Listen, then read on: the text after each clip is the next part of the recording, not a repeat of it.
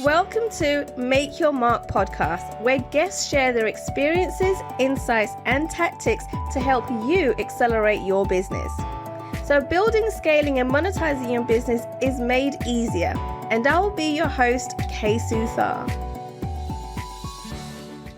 Hey guys, welcome to another episode of Make Your Mark podcast. And I am super excited for our guest today because she is absolutely crushing it in the tech world. Yes, you heard me right. She's crushing it in the tech world. We have a female entrepreneur here that absolutely does amazing work when it comes to AI, when it comes to generally just in tech, right? The things that we don't like doing, we hate doing, we struggle, we have challenges.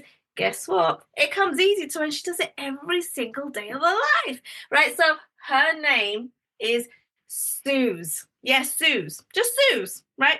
And she is amazing. She's going to come and talk about her journey, what she does, how she helps people, and also something that she's got coming up that's going to be launching. Yeah, it's absolute magic. Sooz, oh my goodness. Thank you for coming onto the show.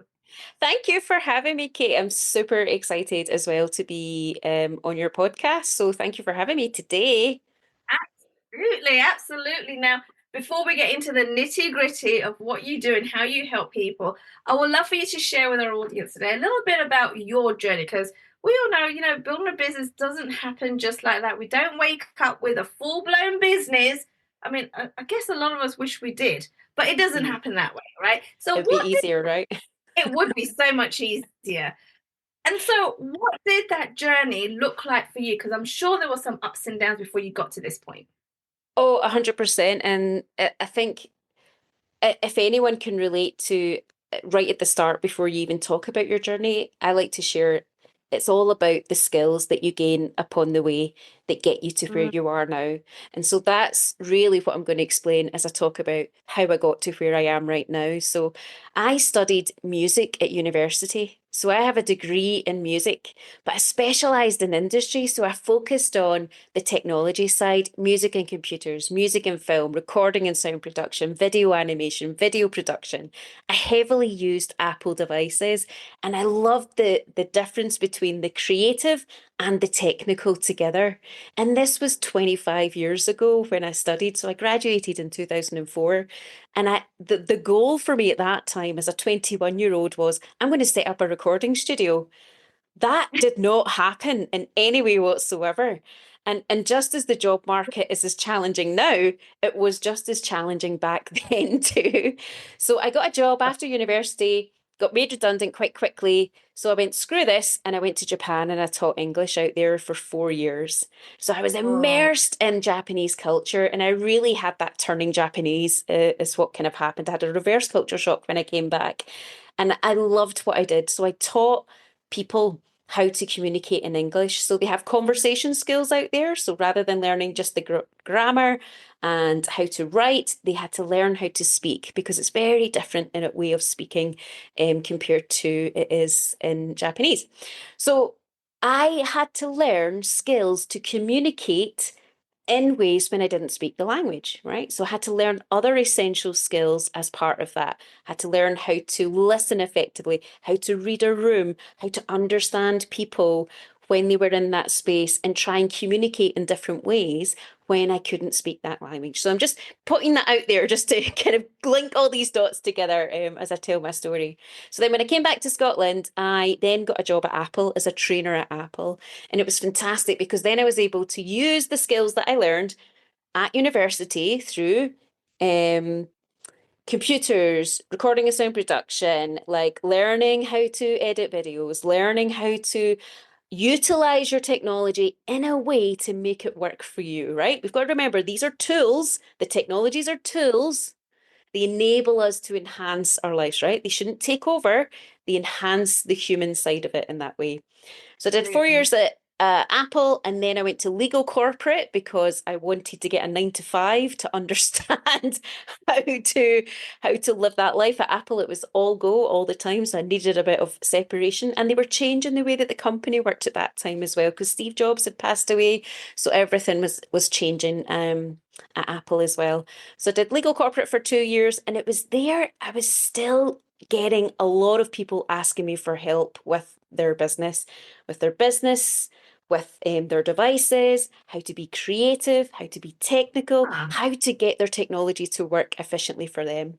So I did what is now called the hustle, and I did side work at the same time as learning how to set up a business whilst I was still in legal corporate. So I studied at the same time as I was working, and I learned how to manage finances. I learned how to think about, right, how do I get out of the corporate world? How do I get out of this corporate sphere and continue to help the people that are coming and asking me for help. And that's what I did. And then I landed a really great client as soon as I set up my business in 2017. And I wow. was able to leave legal corporate. And then I've been running technology coaching since 2017. So we'll be 8 years old this year. And technology Wow. coaching helps small business owners tackle their tech challenges by giving them a complete digital mindset and competencies of 6 areas, which is innovation, web presence, social media marketing, cybersecurity, AI automation, and data. So they work all together. They don't work individually. So, having a competency in all of them, understanding how to navigate both the physical and the digital worlds, and using the essential skills that come with that, not just the technical skills, but the essential skills, like so learning how to teamwork, communicate, collaborate, all of those Okay. things that we need to be able to now do when we're talking to technology in some sort of way, right? So think about the AI tools. Think about these things, right? I'm holding my phone in my hand at the moment, right? We interact with these bits of technologies. You say I'm not techie as you carry a phone about with you, right? We need to learn how to interact with these more efficiently. So it's how do we communicate with these tools? How do we interact with them? We use our human skills to be able to interact with the technology. And that's what I like to do is to help people understand that by either tackling their tech for them or teaching them the skills to be able to do it themselves. So there's a little Oh my. bit of the journey. Yeah. Yeah. Okay. I love that, and I love like how you switch, and you made it sound so freaking easy. It's been a long journey. Yeah.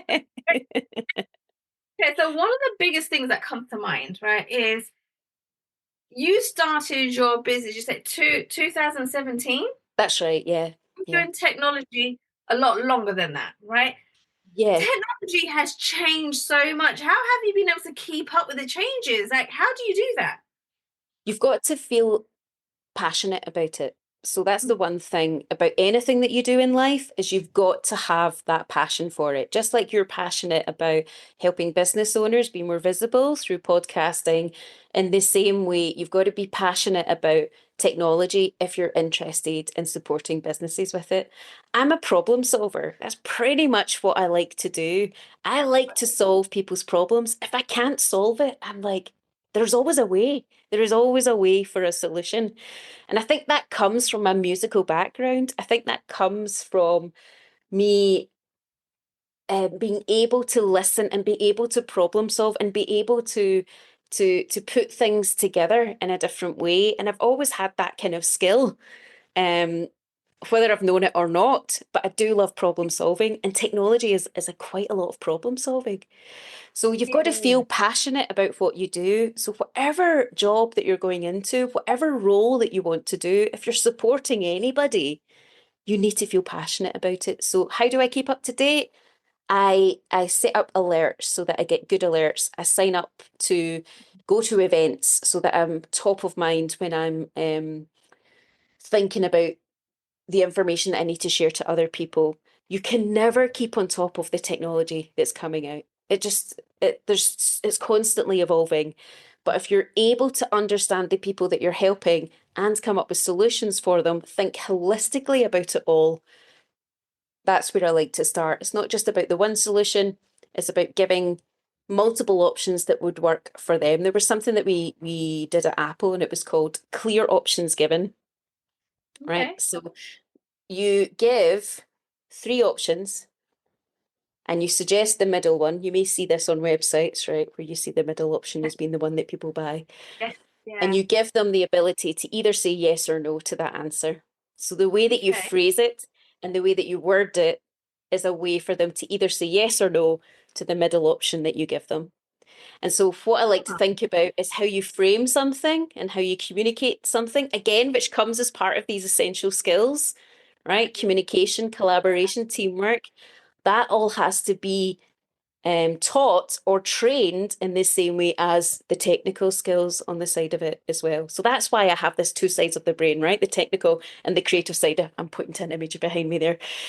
That's kind of how that works, right? As part of that. But yeah, to go back to your question, get up to date to tech. You've got to follow what's happening. You've got to be passionate about it and set up some automation to be able to, so that you've got that information coming into your feed. Oh yeah. Mhm. Absolutely. And I hear what you're saying because with even with podcasts, things evolve constantly with podcasts. Yeah, Before the pandemic, who was listening to podcasts? No one. Pandemic happened, podcast came out, it was audio only. Now it's video, and now it's just getting bigger and bigger everywhere. People are listening to podcasts. And so it is about just keeping up to date and making sure that you are on your game, right? yeah. As the expert in that niche, you've got to be on your game for sure. Now, a lot of people might be thinking, okay, but you know what? I've heard the saying of when you're building a business that you stick to your niche. And if your niche isn't tech, right? Like, how much of a priority should someone put into the tech side of their business when they're building their business? So that's a great question, because the way that I like to reframe it for people is, how are you a salesperson? Are you a marketing person? Are you an HR person? Are you an accountant? So as a business owner, we take on those roles, or we put on those hats, as you say, like your marketing hat, Yeah, your sales hat, and you have to gain those skills. You're a constant learner as a business owner. And if you're not, you're probably not in the right business to be able to do it, because you have to learn right. consistently as a business owner.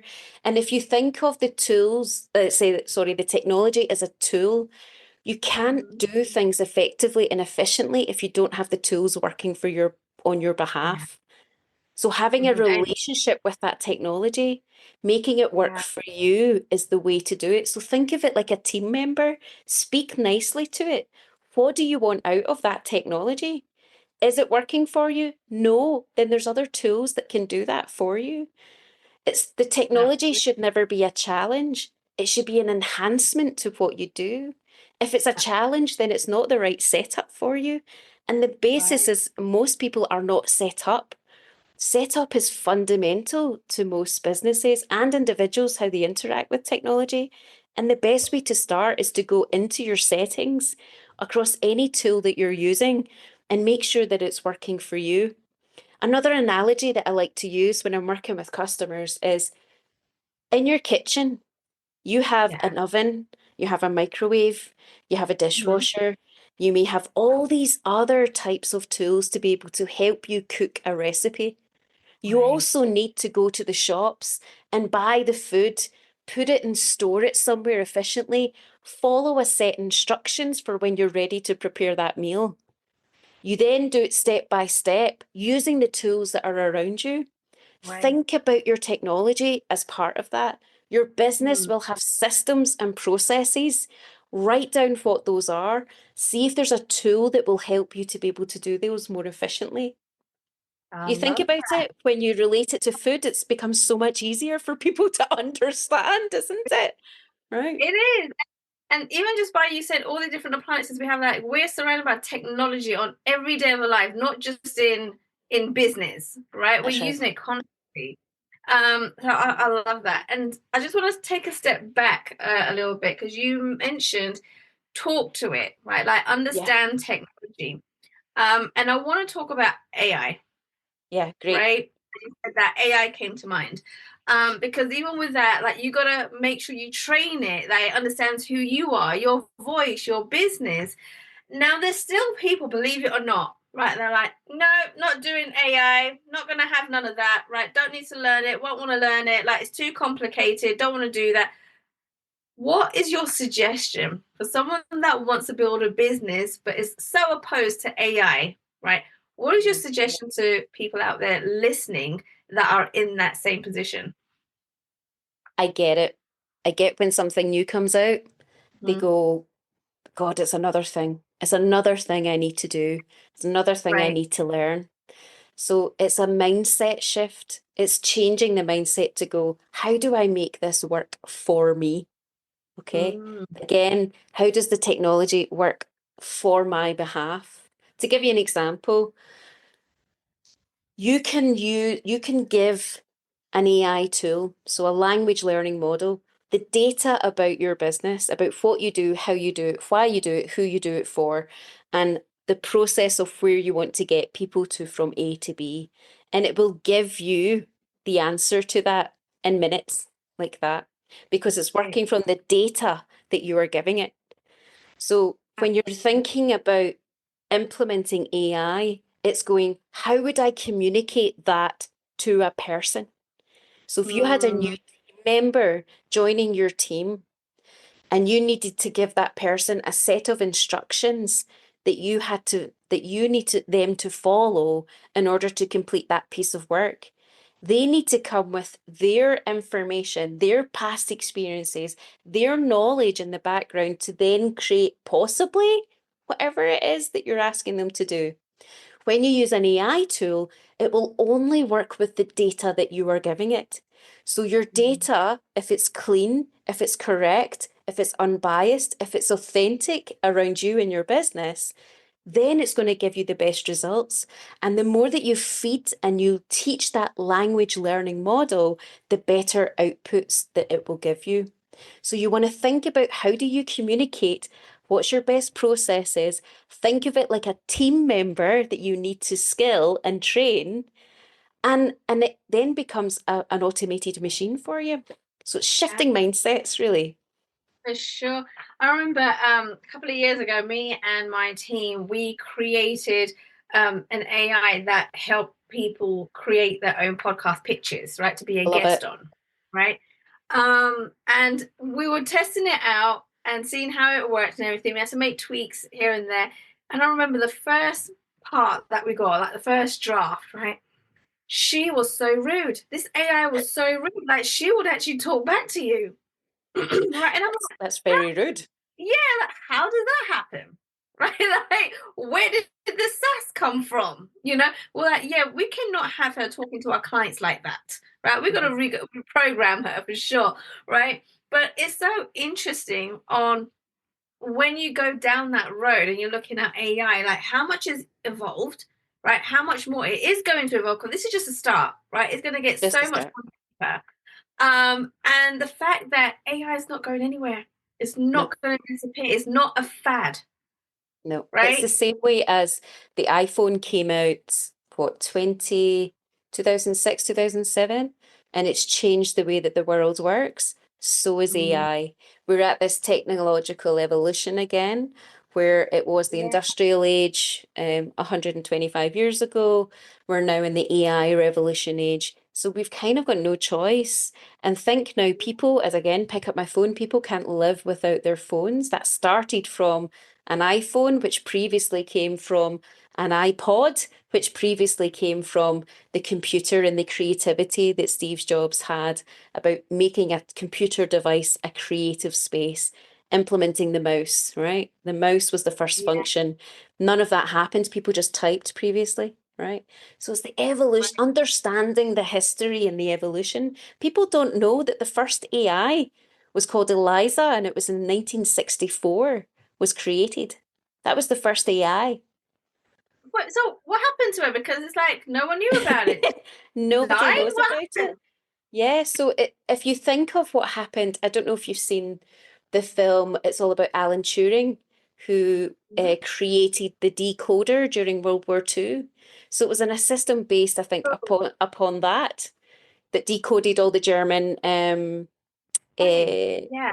communications that were coming back and forth. So Mhm. AIs and technology and computer systems have been around a long, long, long time. And women have been part of that as well. They've been part of that journey and part of that story, which is not heavily advertised or spoken about as well. If you go and have a look, actually ask your AI who's created these tools, you'll look that there's a lot of women that's been part of that story and part of that journey as well. So yeah, AI's been Oh, around for a long time. We just don't realize yeah. it now that it's built into our devices. with Apple's intelligence and it being out on the iPhone 16 and what they're looking to do next year, we're going to see a pivot again, I think, with what's happening. Wait, what's happening next year? Oh, they're launching more further enhancements and how it works with their Apple Intelligence, but there'll be more of that coming out. As again, it's just keeping on top of what's happening. But again, they're pivoting all the time because whatever OpenAI are doing and what Google are doing, the four big techs, you've got Apple, Amazon, you've got Apple, Amazon, Google, and Microsoft, all the big tech companies, whatever's going to happen, we will see this develop. It's just a constant progress, which Oh, is great. You've got to be part of it, really. And as a absolutely. business owner, you don't want to be left behind. Oh, definitely. We saw that during the pandemic, right? A lot of people lost their businesses during the pandemic. We can't go through that again. No. Um, So, tell me something. With the clients that you work with, what are some of the common misfalls or mistakes that you see again and again and again? What does that look like? And how can we start becoming more aware of what we need to actually do and prioritize in our business when it comes to tech? That's a great question. A lot of the times that people come to me is when they have not thought about the full process. So they've come when Okay. something's gone wrong and they need to find a solution to fix it. So they don't Right, spend the time focusing on the entire picture of their business and how the technology is a tool to make it work better for them. And as I mentioned previously, it's usually because it's not set up effectively for them. We are not trained on technology. It's an assumed skill that we have got. It's nobody does computer in this computer language in the same way that you learn English and maths. It's like we carry right, about these tools with us, this phone, and we're expected to know and understand how that works for us. In the same way, like a business, you're expected to understand how to set up and run a business. You need to learn those skills. You need to learn how to be able to make things work more efficiently. And for business owners, they usually get their information from somebody else that's got something, piece of information from somebody else or from somebody else when it comes to their technology. There's nobody right, really sitting going, well, is this the right thing for you? You want to get from A to B. Does what we call your tech stack enable you to be able to do that? So think of it, the appliances in your kitchen, do they enable you to be able to cook the meal that you're trying to prepare? So when you think about it that way, you think about the infrastructure of your business and getting someone there to help and support you with what that tech infrastructure is a good starting point for your business. So there's people out there like myself, they're called CTOs, Chief Technical Officers. They are technicians in some sort, maybe not your VA route, that's your virtual assistant route, but somebody that works specifically within technology that has what I call a holistic approach that looks at the bigger picture, where you are right now, where you want to be, what the skills and processes are in your team. So if you imagine that like a Venn diagram, and that's where the right, technology needs to sit because it's the user experience that's the most important both for the right. front end and the back end. So the back end being the team that are running the systems and the front end being the user experience. But as we know as business owners, the user are the heart of our business, aren't they? That's why we do what it is that we do. So if you think of user experience, what that user journey is, that goes back again, talking about your sales funnel, talking about your marketing systems. It's no different when you think about your technology and your systems. Okay, and that I way, love that. That's awesome. Now, if someone's starting up, right? Because you mentioned right at the beginning, like technology comprises of so many different elements. yeah, So if someone is starting up, right, what is the first piece of technology they should really be focusing on um, before they kind of look into anything else and they can start implementing other pieces of technology as they grow? But what's the first number one thing that you think that should be focused on in the beginning? great question. I like to call this your online real estate. So this is your online presence, Mm, and you want to make sure that you have claimed that presence before or before anyone else has. And this becomes before you may even choose your business name. If you've chosen a business name and you go and try and look for that domain, which is the website address, what people type into if they go into Google or any web browser, if that's already taken by somebody else, it means they will not be connected to you. They'll be connected to that other business. So it's very Right. important when you're in that ideation stage, that innovation, that thinking of the next big idea, that you choose a name that works with your web presence. Okay, so that is your email, that is your website address, and that is your Google profile, and that is all of your social media marketing handles. And there's tools out there like Name Checker. You can go onto any domain search and you can search for these to start off with. And this is one of the first things that I do with any client, even if they're in a rebranding stage or they want to pivot and move their new products together in some sort of way, is that we look if that online real estate is available. If it's not available, we need to change the name, or we need to Oh, adapt the characters of the name. But if you do not have a way for people to find you, this is what we call your traffic, people coming to you on your online spaces, find me at. That is what you need to get first of all. You claim that real estate, whether or not you use it all. You might not use TikTok, but claim that real estate. You might not use X, claim that real estate. Make sure that you've got that presence that no one else can take away from you. Because, as an example, my business is called Technology Coaching. I yeah. couldn't get that name domain, even though I have the business registered. Somebody else had bought that domain. I know it's Okay. crazy, right? So we've been Yeah. around for 7 years, but the business is called Technology Coaching Online, which is our domain. Okay. Okay. Mm, So it's fine because I do things online and that works well. However, the business is called Technology Coaching. So it's super important when you are setting up your business to claim that real estate to start off with. Then set up your domain and set up a business email address. So right. many businesses use a provider, which is a public provider like Gmail, Hotmail, Live, all of the other ones that are out there. And that is against data compliance in order to do that. So it's super Okay. important as a business to get your domain, then get one business email that connects to that. It can be as little as £5 a year to be able to do that. Your domain can cost you a little of £10 or $10 a year. It's not expensive. This is your basic infrastructure for your business, right? It's your basic setup. Not expensive, but you are then legally compliant, you're ethical, you're looking after your customers' data, and you've claimed that space that makes you more credible to your customers. Okay, you'll see Wow. this on a lot of vans that are driving about of tradespeople, and they'll have a Gmail account or a Ah, Hotmail account on their right. van side. And I just always want to go, get your domain or get a proper business email address because it builds trust with your customer. It builds Interesting. trust.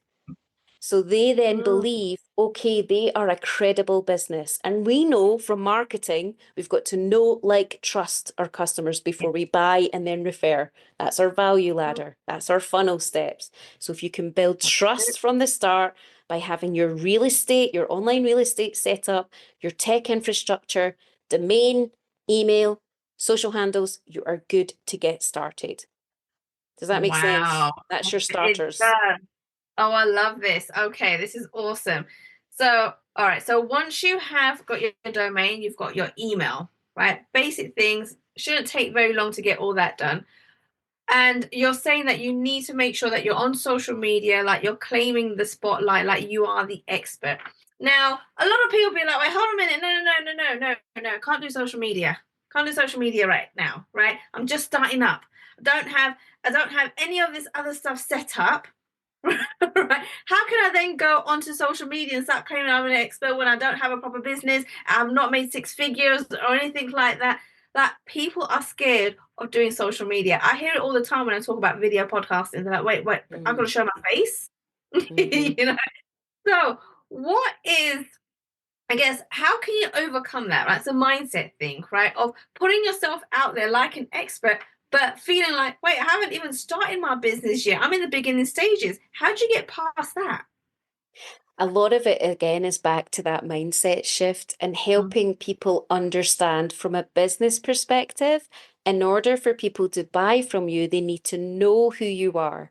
They need to, Right. you need to be visible so that they can know, like, trust, buy, and then refer you to other people. That is your funnel. So understanding digital marketing basics, really, which is your marketing Yeah. funnel, helps you to understand, oh, wait, hang on a minute, I need to be visible. Now, I'll give you an Mm. example here. Now, Facebook, before it became Meta, used to be a company that nobody just, they just knew Mark Zuckerberg was the guy that created Facebook. All right. And if you remember the Cambridge Analytica scandal that happened pre-COVID, and where they were utilizing people's data and selling it, which then led Mark Oh, Zuckerberg to be in front of the US Congress. And yeah. nobody liked Mark Zuckerberg then. Everybody Mm. thought, no, don't like him. He didn't do very well in front of that. However, Right. he runs a company that there's got 2.5 billion users globally, and Hmm. everyone can't live without that suite, that meta Right. suite of tools. However, but they don't like the guy that runs it. So what we've seen over the last year is this huge shift on visibility of Mark Zuckerberg. He's out surfing. Mm. He's out with his pals. He's out investing in the things that he's passionate about. He's showing his wife, he's showing his children, he's showing that he is a human person behind the business that is helping people to like the business Mm. more so that they're more likely then to invest in the product themselves. So when you shift that mindset to go, actually, I am the business, it is me, people are going Yeah. to buy from me, then they need to know me, they need to like me, they need to trust me. So how do I do that? I put my face out there online. Now, with AI, you can do an avatar, you can do Mm. faceless content, and you can use somebody else. You could use a pseudonym, you can do that. And I think the way with what Instagram is leading towards, where they're going to have AI influencers out there, I'm sure you've heard about this as Yeah. well, that Hmm. why are companies going to pay for influencers anymore when there's going to create their own AI influencer? And that AI influencer is going to do exactly what that is because it's given the information rather than that person that's been individual who's going to be an influencer. We're going to see a change in that, I think, over the next couple of years. Anyway, as a business owner, you want to get yourself out there online, and that comes through videos, images, and the what, when, where, why, how, and who do you help. And that's all you Yeah. need to do to start off with. What do you do? Who do you do it for? Why do you do it? What's your process to do it? And I call this edu-selling, right? So you're selling through education, how to, information. You want to educate, inspire, and entertain on these platforms. Oh, So yeah. take the personal out of it. Think about you're speaking to a human being, which you are because they're your customers. So talk to them. Talk to your customers. Tell them what you do, why you do it, who you do it for, and that will resonate for you. I'll give you an example. One client that I've got called the Fresh Fruit and Veg Shop. So Okay. they have two fruit and veg shops based in Glasgow, but they deliver all over the west of Scotland through fruit and veg boxes to the door. They run social media ads to it. They Okay. wanted to improve their social media presence to help the advertisement campaigns that are going out there. Again, they pivoted during COVID, so they moved to an online subscription model and run Facebook Yeah. ads to that through COVID. He came along to a training that I had on face to camera videos, and I trained Stephen on how to use AI tools to script, to record, Yeah. Mhm. teleprompt, and now he does daily videos on his social media that you've seen a massive increase in his subscribers, massive increase in his following, that is then increased to more sales in the back end because he's went, hang on a minute, I need to get on camera. And he's done that just by learning a few skills and learning, getting the tools to work on his behalf for it in that way as well. So, Okay. mindset shift, knowing where your customers are, and being visible is the most important part. Yeah. And you got to be open to it, right? Because You I know do. the Yeah. people are like, but you're not confident and it has to be perfect, and you might spend 3 hours doing a 60-second video, right? But it doesn't Yeah. have to be perfect. You just got to No, put it out, right? And that's the exactly. first thing you need to do. And it just There is gets better as no, you do them. exactly. There's no such thing as perfect. There's only progress. Put that on a bit Absolutely. of paper and put that next to your computer screen. Put that next to your mirror. Put that next to wherever you're brushing your teeth, wherever you do your hair in the morning. There's no such thing as perfect. Progress. Okay. That's all it Yes. is. If you're able to do something better than the day you've done it before, isn't that a win? So we've got to Mhm. celebrate those wins at all times. And we know as business owners, that's what we have to do all the Yes, time. for So sure. And remind the yourself of that. Yes, and your audience are watching you progress. They're watching your journey. You may not realize it, but there's people watching, right? And Exactly. I remember I was speaking at an event in London, and this person, he was there, and he contacted me like a month after, right? And he goes, I was at this event that you were speaking at regards to podcasting. I was like, okay. He goes, I didn't buy from you though. So I'm like, okay. He goes, I want to go and do my homework and do my due diligence and check out, everything that you're doing. So I was like, okay. And he goes, but I wasn't interested in the videos you've been doing recently. I want to know what you were like years ago. And I was like, uh-oh, right? Because I know it wasn't good. And so I said to him, okay. He goes, so I went and checked you out on YouTube years ago. We went and checked your first video. I was like, okay, what did you think? And he goes, you were terrible, right? And I was like, yeah, I know. He goes, but now you're speaking on stages. I know I have to get coaching through you. And he became a 25K client. This Wow. is what it means, right? To just start, because people want to see your journey and it will come back around for you, right? In the Mhm. future when they can see all of this. So it makes a hell of a lot of difference, and you don't need to be perfect at all. Like, No, yeah. not at Yeah. all. It's the progression, and you've just hit that nail on the head there. A 25K from a person watching you on stage through your journey before. That's amazing, Kay. And that just shows the importance of being visible and the importance of getting Yeah, yourself out there and being real in front of your customers because they want to buy from people. And if absolutely. being authentic is most important. I think in the age of AI, the more authentic that we are, the more Yeah, likely it is that people are going to buy from us because we're getting absolutely. savvier to the AI tools. So Yeah. again, if people have a barrier towards the AI or this kind of avatar feel, I mean, the most authentic that we can be, the better that's going to be for our customers, I think. Absolutely, absolutely. Oh my goodness. Now, I loved having you on here, Susan. I feel like I can speak to you all day long, right? Of all sorts of different things here. But I know that you are a busy person and you got things to be getting on with, clients to be helping. So if you had last words to share with our audience that you think is really, really important that we haven't mentioned yet, what would those last words be? To take time to tackle your tech challenges, sit Oh, down, write down the things that are holding you and your business back and think about ways that you can improve on them for yourself and for your customer and maybe for your family and for your business, however it is that you're working, and think about how you want to make that better.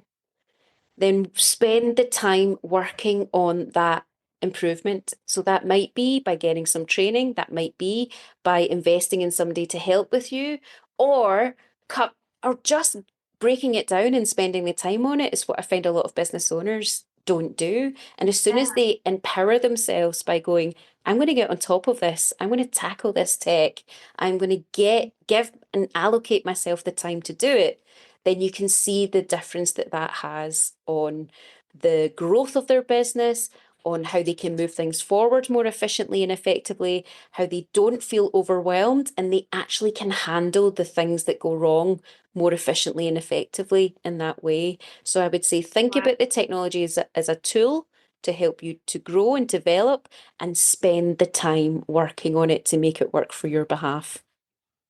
Oh, that's awesome. That's awesome. Thank you so much. Now, Suze, a little birdie tells me that you have a little gift for everybody here.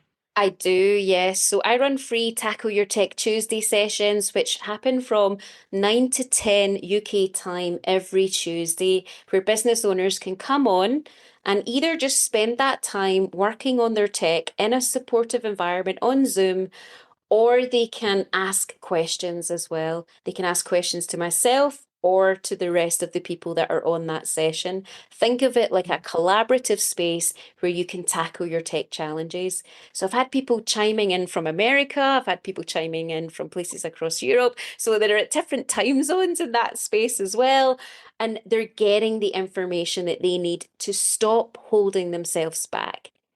And they do it in this friendly, supportive environment with a specialist like myself there to be able to help guide that conversation as well. So, this is my way of giving back to business owners by empowering them to tackle that challenge themselves, changing the mindset around it, and giving themselves that allocated time to work on their business. So every Tuesday, Tackle Your Tech Tuesdays, you can go and register directly from the website technologycoachingonline.com/Tackle Your Tech Tuesdays. That will get you registered, and join us next Tuesday for your first session and let us help you tackle your tech.